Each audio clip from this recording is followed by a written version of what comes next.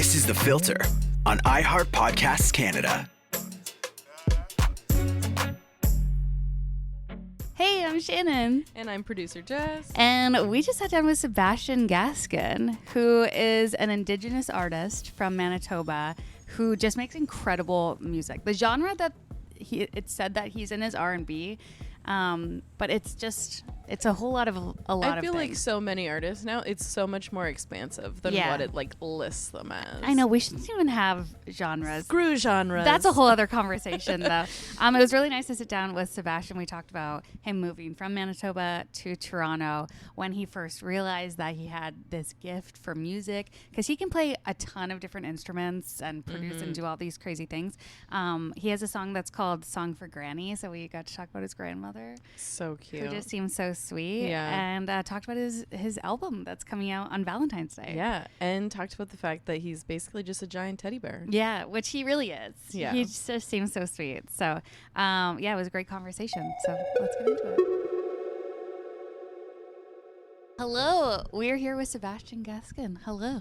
Hello. How are you? I'm great. How you Are doing? you surviving the cold? It is like the coldest day of winter so far today. Well, I am from Northern Manitoba, so this is a cool spring's breeze. Oh, that must be nice for you. And then how does it feel when everyone around in Ontario then complains about the cold when it's, I mean, it is what it is. Yeah, totally. I lived in Edmonton for 5 years. So, Oh, yeah. Yeah, coming back here felt like, the Bahamas or something. Yeah, it's so for nice. sure. How was it for you? Because how long have you been in Toronto now? Going on 3 years, actually. Well, how was that transition period for you? Because I find just coming to a new city in itself can be difficult, but Toronto feels hard, right? For sure. I was very lucky in the way my transition happens. I've been dating this girl for about a year, and we decided that we both wanted to move to Toronto to further our professional careers and that sort of thing. And so we actually moved here together, but separately. We got our own separate places. I lived in this basement apartment in Parkdale for like a year, and then we finally moved in together after about a year. And nice. Yeah, my Toronto transition was actually quite easy, I think. Nice. That's great. I'm glad to hear that. And also not moving in together right when you move here is very adult decision. That is an adult. I feel like most people would be like, let's just save on rent. Yeah. Let's just try it and see if it works. Yeah. And when did you first know that you had a gift? Because your voice is just spectacular. Did someone else point it out to you? Did you always have that love? I mean, it kind of goes like way back into my childhood. My mom, I guess she was the first to kind of see the spark or whatever, and so she would enter me in these talent shows in my home reservation of Split Lake, and she'd make me sing these old country records and stuff, and that's kind of where I kind of first fell in love with performing in front of a crowd. But it actually wasn't until like 3rd or 4th grade where I picked up the fiddle. I entered an after-school fiddle club, and in September I was in the beginner course, and then by winter break I'd moved up to the advanced class. So I was like, okay, I think I might have a knack for something like this, Yeah, totally. And they say like violin is one of the hardest instruments. Well, it's very similar to the voice, right? Because Oh, as opposed to like the guitar, there's no frets, so you really got to be accurate with where you place your fingers and stuff. Yeah. Yeah. Yeah, I've been playing violin since I was 4. Okay. Yeah. Hey. So I get it. It's tough, Yeah. but I like hardly play anymore. So it is just hard to keep up with. Totally. And then when did you move on to other instruments? I'm gonna say like 6th grade, 7th grade. I kind of started learning guitar.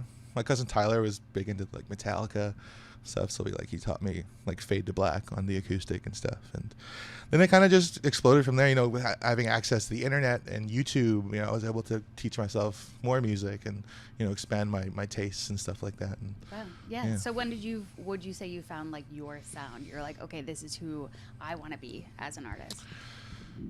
That wasn't until like 2017. Okay, I was in university for architecture and environmental design because I excelled in drafting in like grade 12, and so I thought I could just I could be an architect, But I quickly realized it takes a whole lot of math. Yeah. And so I was in there for maybe 3 months. I was just like, I'm gonna go write some music. Nice. I really love hip hop. I love alternative music, and grew up on country, so I feel like a lot of these different aspects of music were able to kind of come together, and and it's still evolving, every day. So Yeah. So you dropped out of after 3 months. yeah.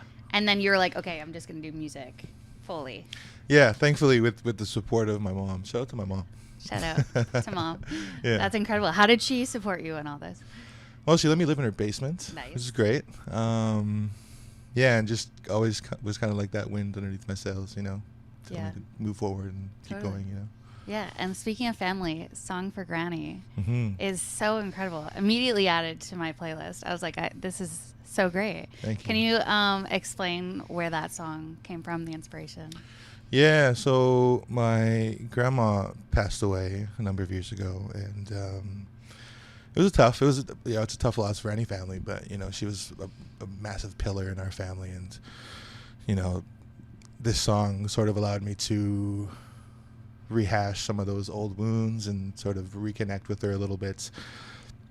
And it's sort of written as a conversation, between me and her. It's like kind of updating her on like what's happening in the family, sort of things. People having health issues and whatever, selling their houses and whatever. But yeah, it kind of helped me to sort of process some of that leftover grief, and do it in a beautiful way. Yeah, and like carry on her like story Absolutely. in a way too, by continuing to talk about her and all of that. So that's got to be nice. I can imagine like dealing with that grief in that way. Mm-hmm. That's so sweet. That's one of the beautiful things about music, That's Mhm. why I'm so grateful to be able to write, Yeah. because it allows you to sort of process things. And, Yeah. What was your favorite thing about her? About what? About your grandmother? Oh my gosh. She was just so caring, She, in our home community, she was a band counselor for a number of years. But even after she stopped serving on the council, she was somebody that people always came to. There were, people would come all hours of the night sometimes. Having problems at home, she's the one they'd come to speak and get advice from, and she was just a wealth of knowledge. Nice. Yeah. Do you feel like you have any traits from her? I too am a wealth of knowledge. Yeah. No. She was a singer. She was a gospel singer. So that sort of passed down to me, I think. Yeah. Yeah. Oh, that's so sweet. I love that.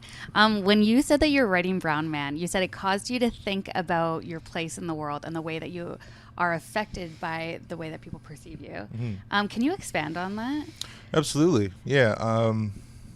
I'm a pretty large dude.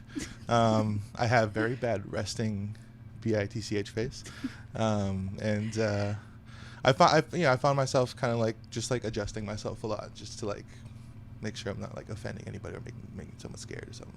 Especially when I'm like kind of walking on the street at night. And it was, that sort of happened after, kind of the George Floyd murder and stuff. That sort of got me thinking about my place in the world as a, masculine presenting person, and how that affects people, and how my thoughts about how that affects people affected me.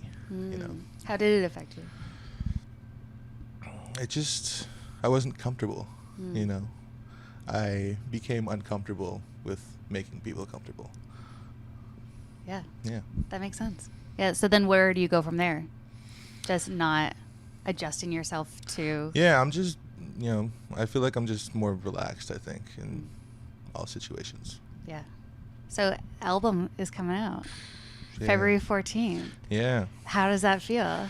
Damn. It's been a journey. Yeah. Yeah. This album went through multiple iterations leading up to this one finally. The past 6 years, there's lots that's happened.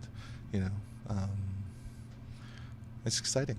Yeah. I can't wait for people to hear this, and because I've worked so hard on this. It's been such a journey. Yeah. How has the album changed and shaped since you first started making it? It's a lot bigger. Okay. In sound. So the initial version was just instruments, like live raw instruments, like very little production, but it's sort of evolved into this, like, I imagine it as a stadium show, as a large show, pyrotechnics and all this kind of stuff, and so you'll hear that in a lot of the songs. Nice. What are you most excited for people to take away from the album? A lot of these songs helped me a lot.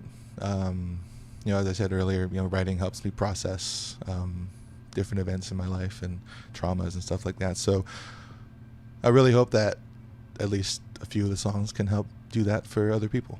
Yeah, that's so sweet. What do you feel like we'll learn about you? I'm a big softie. Yeah, I clocked that as soon as you walked in. I knew it. That's so sweet. When's the first time you heard yourself on the radio? Oh, man. That probably was...